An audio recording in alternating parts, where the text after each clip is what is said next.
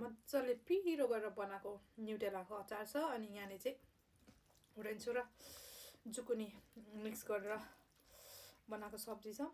अघि अचार कति धेरै खाएको अझै पिरो भइरहेको छ क्या। खाएँ त।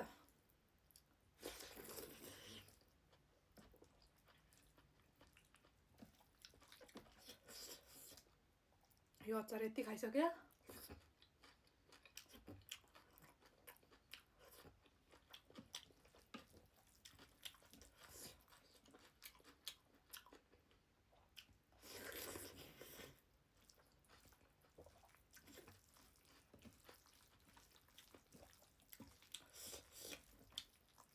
मैले कसरी बनाउँछु भनेर चाहिँ सबै भिडियो हाल्ने छु, हेरिदिनु होला है त।